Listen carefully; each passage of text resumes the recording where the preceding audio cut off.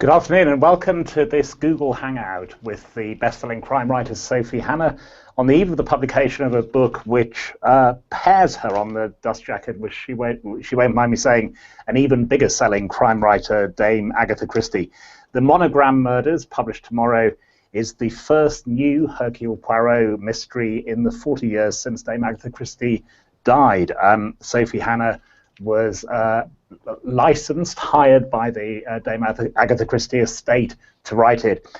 In this half hour, I'm going to be talking to Sophie for a little bit. We have a few questions in from the Agatha Christie fan community already. We have a mystery guest who looks slightly familiar, and he'll be asking Sophie some questions. And it's your opportunity to tweet your questions to @QueenOfCrime. That's all one word, @QueenOfCrime, using the hashtag Monogram Murders. The spelling, if you need it, is behind us. Sophie, as I say, we have some questions from the Agatha Christie fan community. One of them from Alison Mary Wetherill. We don't have the tone of voice on this, but it's the most basic question about this project. Why?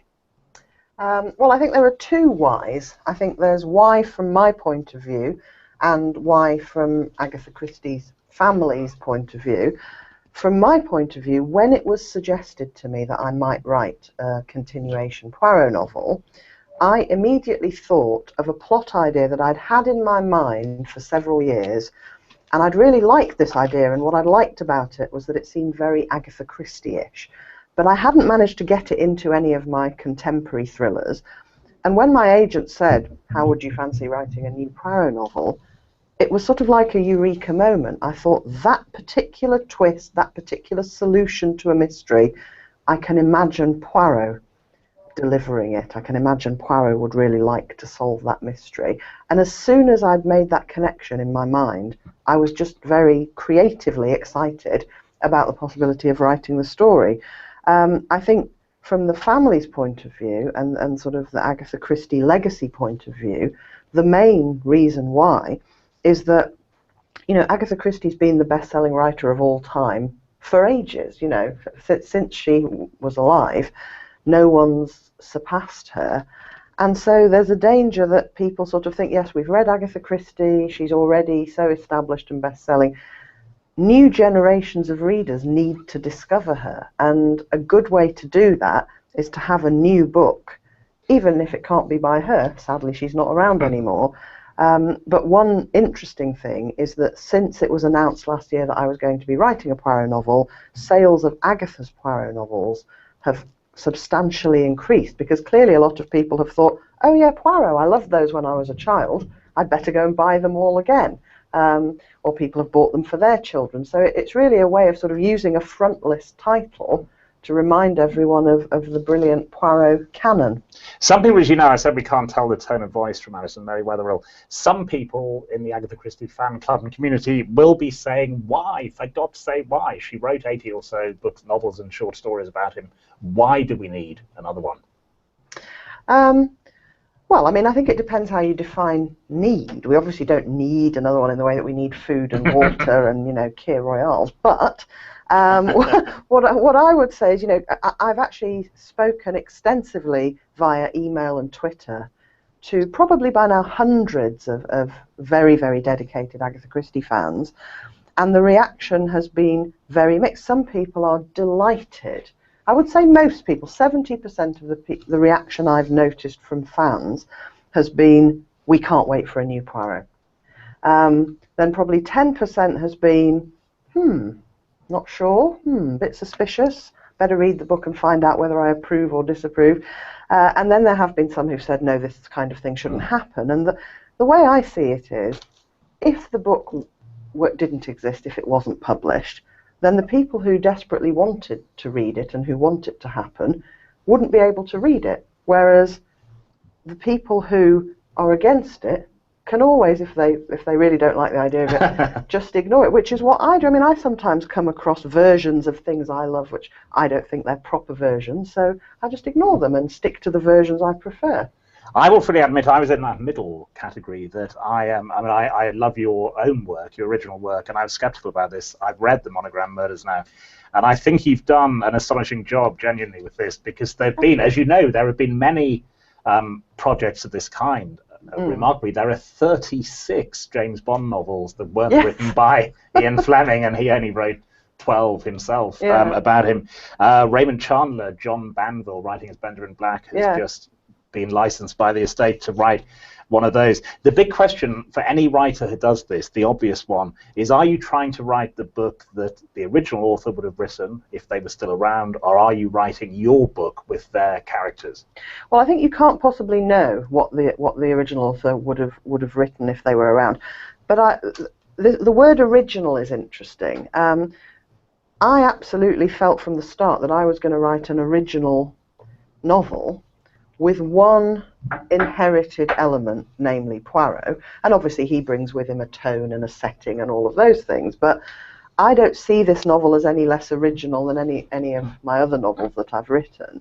But I don't think you can know what Agatha Christie would have written had she lived, and I'm fairly sure that she wouldn't have written the exact book I've written, because that would be a huge coincidence. So what I tried to do was to write something that to me felt innately Agatha Christie-ish, and my ideas tended anyway to be innately Agatha Christie-ish. Even the contemporary thrillers I write have a strong influence of Christie, because she was and is my favourite writer, my main influence, so it wasn't that difficult in terms of, I probably couldn't have done it for any other writer, but with Christie, I felt that her influence was already firmly embedded in my literary DNA.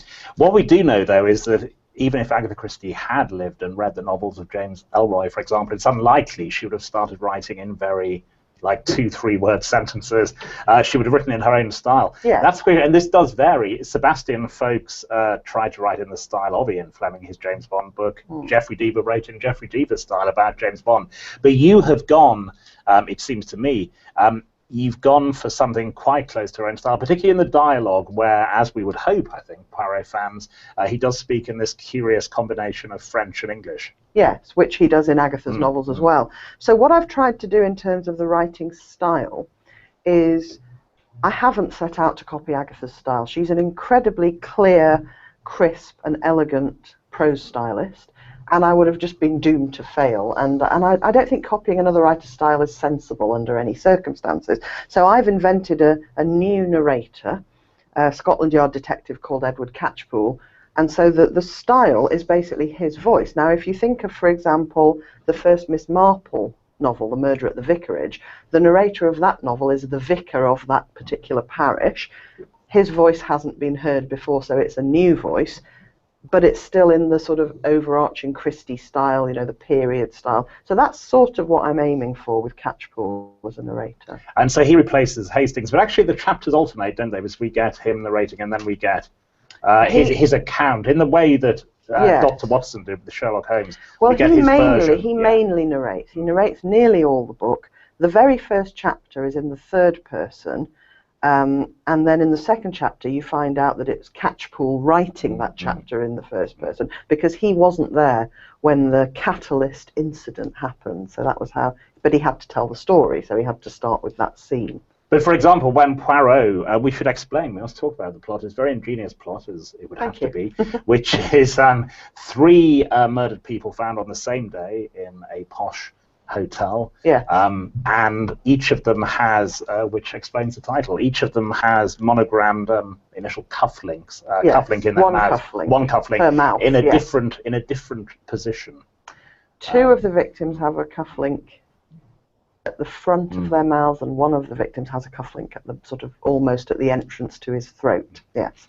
But for example, even when Poirot is looking round the hotel rooms alone, that is Catchpool reconstructing it. Yes. Yes. I think, in the second chapter, when you realise that the third person first chapter you've just read is Catchpool, who's heard it from Poirot and is recreating it, from that point on, you know that if Poirot's on his own without Catchpool, that's again Catchpool telling you what Poirot got up to when they were apart.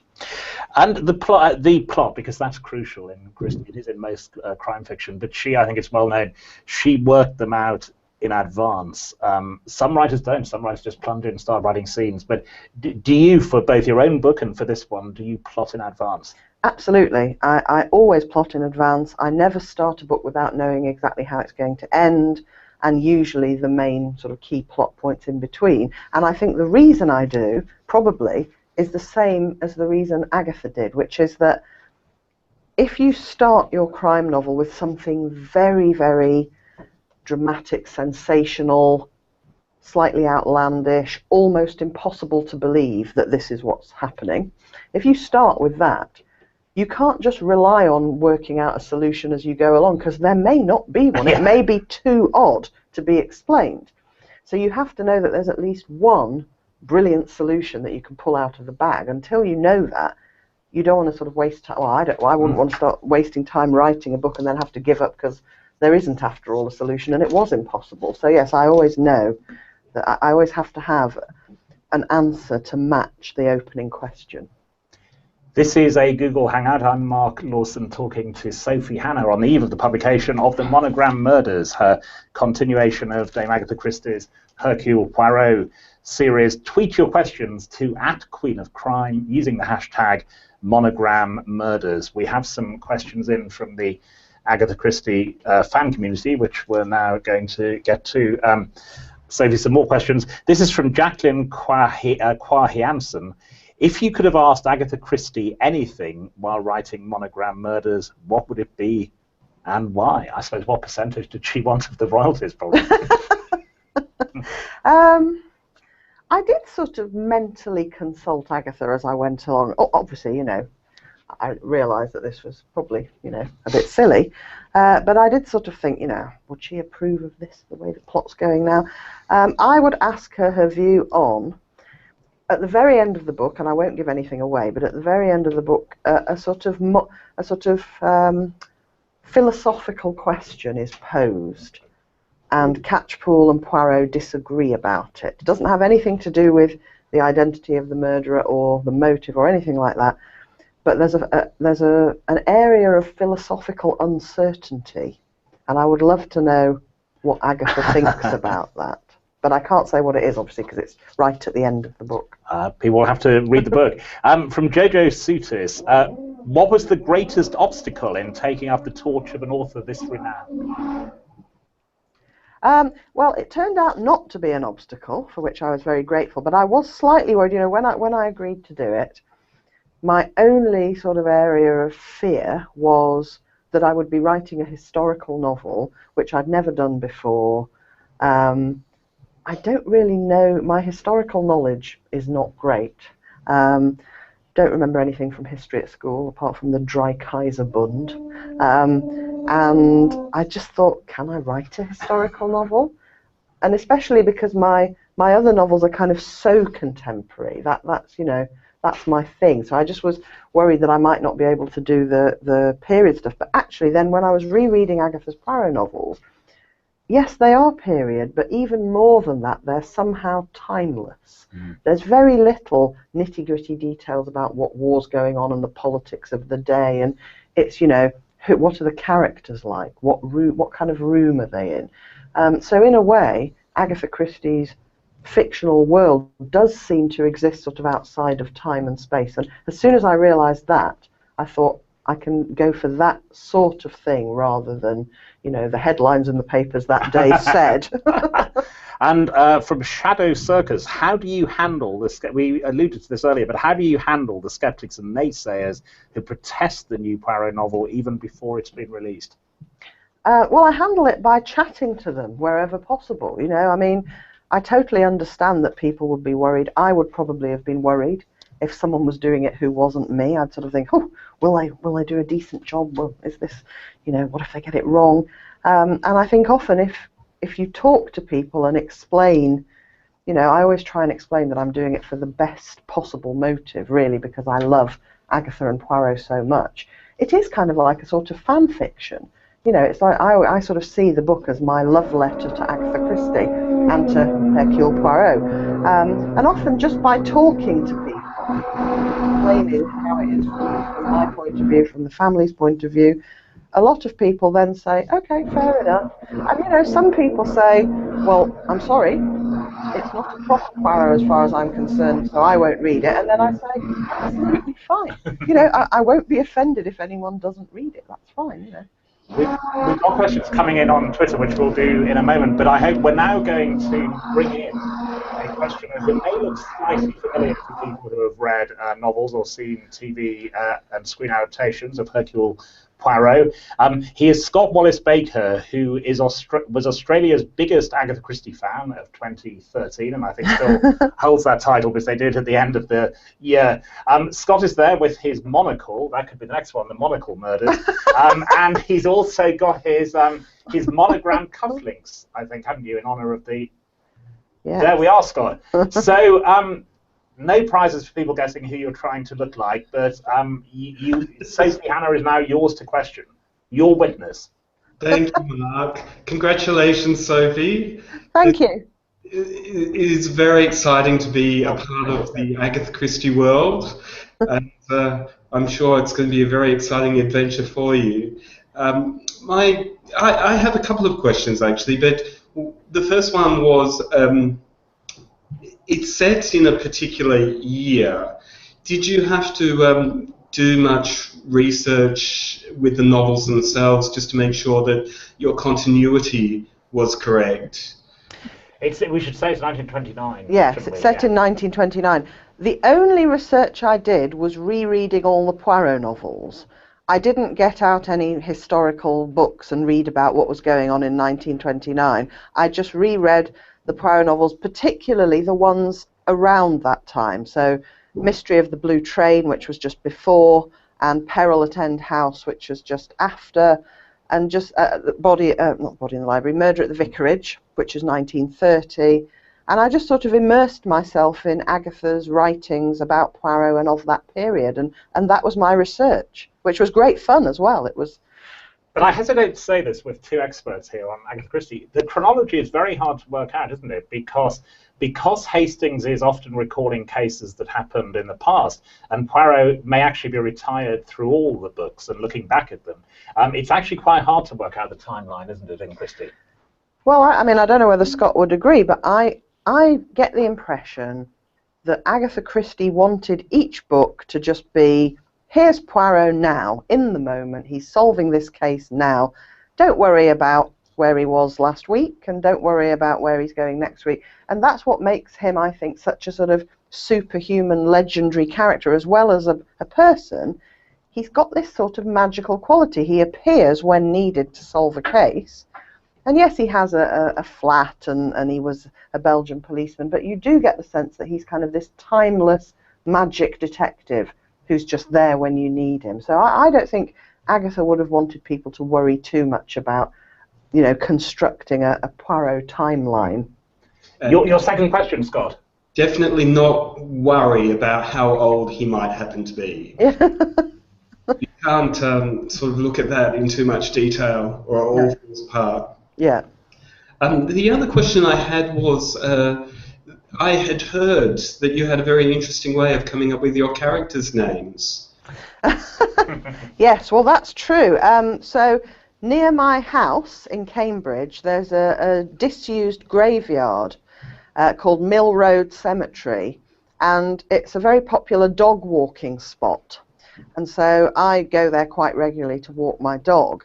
And because no one has been buried there for some time, the surnames have a sort of nice, old-fashioned ring to them. And one day I was walking the dog there and I saw the name Catchpool. And I thought, in fact, I said to my husband, that sounds like a name from an Agatha Christie novel. And then I thought, oh, hang on, I have to write an Agatha Christie novel. And then on the dog walks from then on, we would play a game, my husband sometimes quite reluctantly, where we would try and memorize. So I'd see all these brilliant surnames and I'd try and memorize as many as possible, and then when we got home I'd write them down. And I would say that 80% of the surnames in the book come from Mill Road Cemetery. Wow. Well, that might get you more readership if they have living relatives. I mean, they can rush out and buy it to see you mentioned.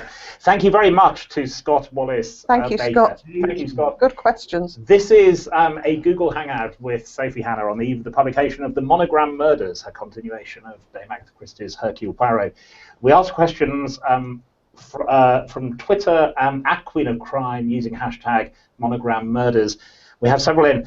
Philip Parker, in fact, I'll mention him, but Scott asked the same question, why do you choose this particular era for the new Poirot story in 1929? So I think we've answered that. Now this one, fascinating, I think, Sophie, from Nancy Classic, who drew, possibly not her real name, will the novel be violent or graphic, since the Agatha Christie novels weren't?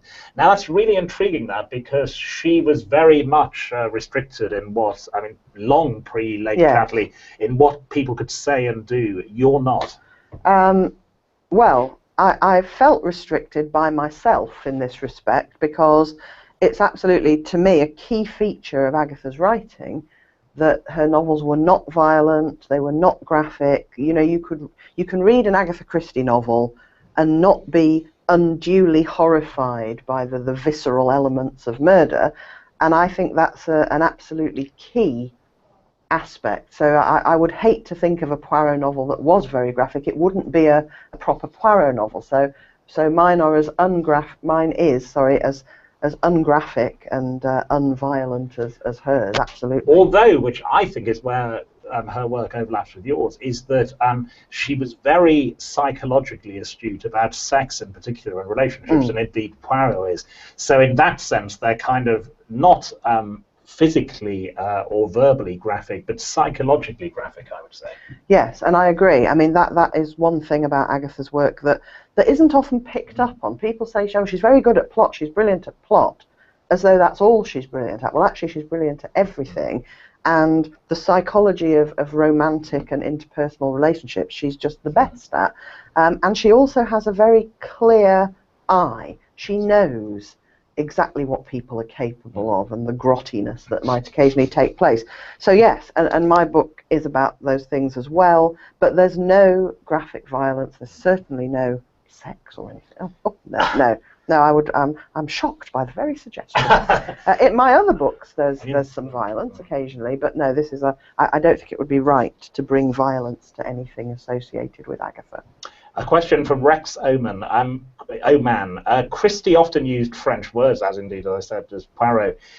Will your French words have to be understood to fully understand the story? Definitely not.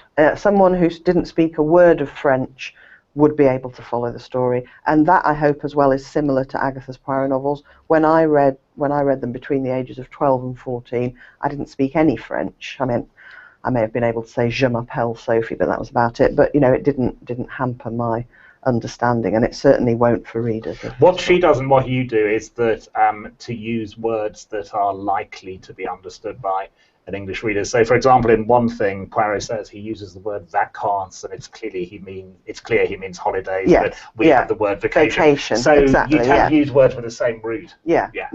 Or sometimes it's just an exclamation. If Catchpool's been particularly dim in one of his observations, and Poirot might say "mille tonnerres," which means a million thunders, I think. But it's clear in the context that what he's saying is, oh, goodness gracious, what a fool, you know. And this is an overlap with that question, really, about Agatha Christie's vocabulary. Did you, after going through her books, did you make a database of her words and expressions and Poirot's? Not physically, but as I reread all her Poirot novels, I just sort of tried to mentally make a note of the kind of locutions that were used and any phrases that. So, for example, I noticed that she has a particular phrase for ran away or scarpered, hooked it. That's it. In a couple of the books, I noticed characters said, oh, you know, I was going to question him and then he hooked it. So I think I've had someone using the phrase hooked it once or twice. She also, you may not accept any fault in Dame Agatha, but if she had one by our standards, it's that, and all writers of her class at that time did, which is a slight kind of phonetic patronizing of the lower orders, particularly servants who would drop H's and so on. It seemed to me you were more modern in the way you treated the way that people speak. Yeah, I mean, she did write dialogue according to. I mean, I don't think she did patronize people. I think her whole thing was to show what different characters thought of each other. So if there's a servant character in an Agatha Christie novel, the chances are that the posh characters in the drawing room are thinking patronising, disparaging thoughts about the servant, but that doesn't mean that Agatha is, or that the reader should be. And I think what Agatha Christie does brilliantly is plays with those, you know, this is what this person thinks of that person. You know, so every time Poirot meets someone and they say, oh, you're a foreigner, Agatha is secretly thinking, well, what a fool they are for underestimating Poirot just because he's got a different accent, you know. So I just tried to do the same thing, to show the characters as they would naturally behave. I mean, the staff in the coffee house have a different vocabulary to the doctors and lawyers. But I think that's, I mean, they would have done. They would have spoken differently. And I think you have to reflect that if you want it to be convincing. So we can get through as many as possible. I think I can answer this one. Vrithi asks, will the book feature Hastings or Japp? To which the answer is no, but it does feature many new characters who take their names from the residents of Cambridge Cemetery, passed on Sophie's dog walks. Question from Vangelis Giannis. Yes, you've sort of answered half of this. While writing Monogram Murders, did you talk to Aunt Agatha, Dame Agatha, or Hercule for inspiration? Now, you've admitted to having little chats with Dame Agatha, but what about Hercule? Purely one-sided chats. I don't want to make the claim that I've been communicating with Agatha Christie. People think I was mad. I mean, no, I wouldn't say I've sort of directly talked to him. But I often. But writers have to talk to their characters in some sense. Well, when you're writing the book, you inhabit the same world and story that all those characters are inhabiting, but you're not one of the characters, so you're there, sort of listening and fully involved, but not contributing. It's quite a weird dynamic. But I wouldn't say I overtly have spoken to Poirot. But what I have done is often wished that he was real. Whenever something comes up that I'm dying to know and I can see no way of finding out, which is quite often because I'm quite nosy, I often say to friends or to my husband, I wish Poirot was real, and then I could just ask him and he'd find out for me. Well, a guy just asked you a couple of questions, Australian, looked remarkably like him. So he hasn't offered his sleuthing services, though, not yet. Susan Lloyd, which is your favourite Christie novel? And of course you have a large number to choose from, and why? Okay, well, my favourite Christie novel does change from time to time. So I'll tell you my current favourite one, which is Appointment with Death. And why? Because the murder victim, Mrs. Boynton, is a monster who terrorises her family in a purely psychological way. She doesn't lay a finger on any of them, and nobody else outside the family can understand how she exerts this terrifying control, and it's all through psychological brainwashing, and that's incredibly psychologically sophisticated, and it's just a brilliant book. So that's my current favourite. And Giuseppe Corallo, I hope I've pronounced that correctly, this may not be entirely up to you. Will you write another Poirot book or a Miss Marple book? To be honest, I think that this book has been such a big deal for everybody involved. We're all sort of so caught up in it and excited about it, and it feels like such a momentous thing to be doing. Nobody's really thought beyond that. It's like, you know, for ages we've had this publication date of Monogram Murders in our minds, and I think we've all been so focused on that. No one's thought about anything else, and that includes future books. But if asked, as they say in sport, if selected, would you be available?